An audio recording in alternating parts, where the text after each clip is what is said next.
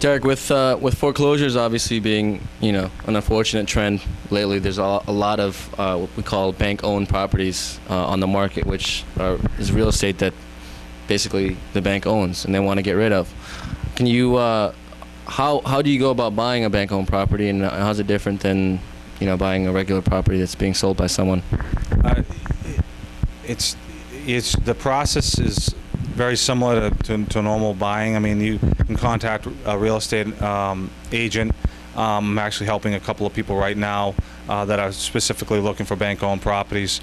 Often you can get them at a discount, but there's also some inherent things that come with bank-owned properties. Usually there's some repairs. It's usually TLC. It's not, it can be move-in, but needing, some work in the bathroom, or some, it's obviously it's going to need paint and carpet, that sort of thing, which a lot of homes out there are like that anyhow. Yeah. But with the banks, you really don't have room to negotiate what, fix this, fix that, fix this. Right. The banks basically say you're buying it as is, so you get a better price on what you pay for. Right. And the banks call it real estate owned, REOs. You might hear the term out there. The banks are not in the business of owning property.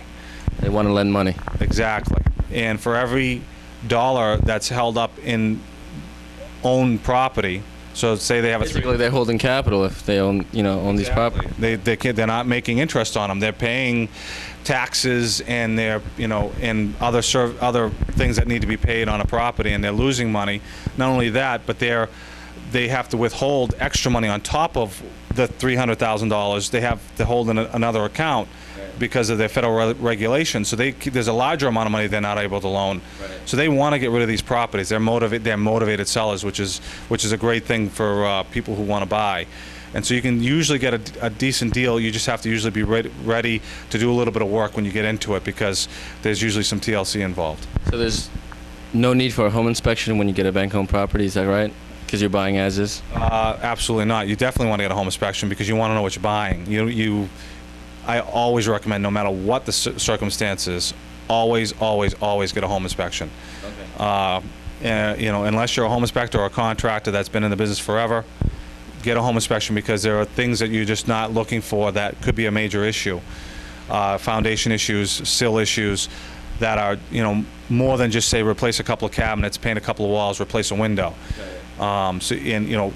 Major updates, electrical, this, that, or the other thing. So you definitely want a professional to say, hey, these are the things that are wrong, but this is why it's still a good deal.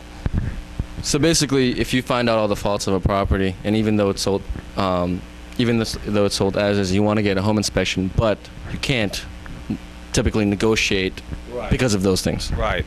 It lets you know. Well, it does one or two things. Either lets you know exactly what you need to fix, or why you don't want to buy it because it's more than you want to fix.